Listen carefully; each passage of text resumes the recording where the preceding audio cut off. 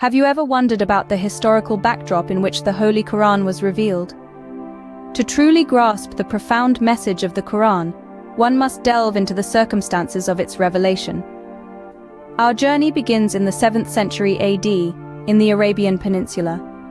This region, teeming with diverse tribes and cultures, was the initial audience of the Qur'an.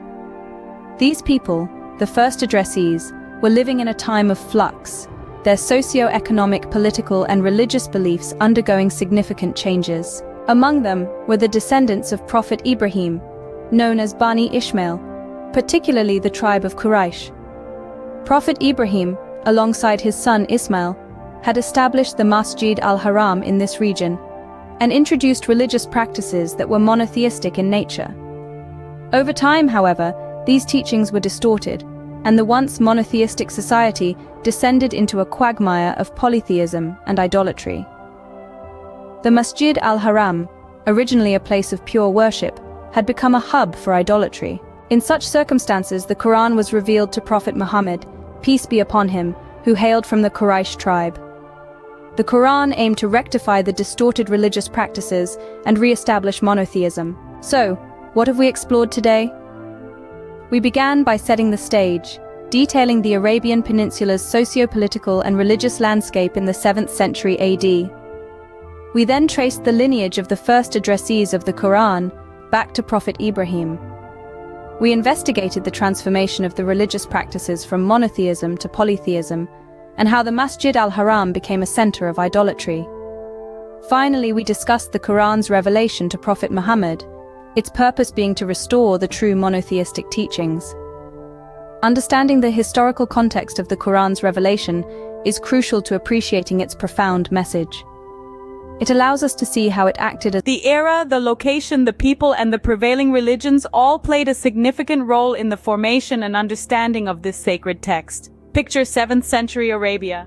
Amidst the harsh desert landscape, the tribes of Bani Ismail resided near the Haram, while Jewish tribes and Christians were settled in Yathrib and its surrounding areas. This was a time when the descendants of Abraham, from both his sons, were present and active.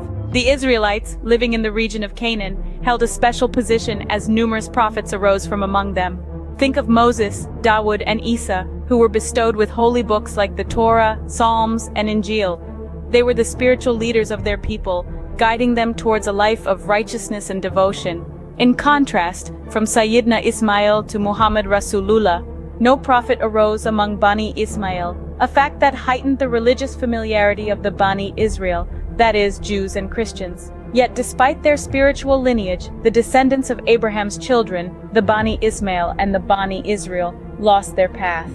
They strayed into disbelief and misguidance, submerging the light of Tawheed in the darkness of polytheism. The children of Israel began to falsely interpret God's words, leading the sect of Jews and Christians to be deemed examples of misguidance. In this era of lost guidance, the Holy Qur'an emerged as a beacon of light, a straight path leading humanity back to righteousness. It was not the inception of guidance, it was the culmination of it. It completed the religion that started with Hazrat Adam and was carried forth by all the prophets up to Prophet Muhammad. The Qur'an, however, often gestures towards certain elements without going into their details. This is why understanding the historical context of its revelation is crucial.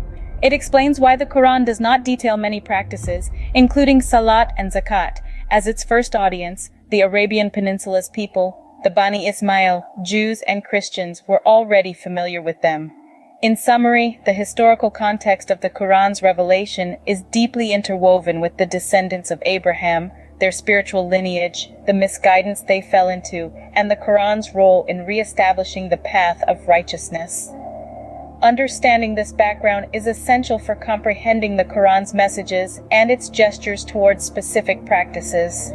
As students of the Holy Qur'an, it is crucial we appreciate and acknowledge this historical backdrop to fully grasp the richness of its teachings.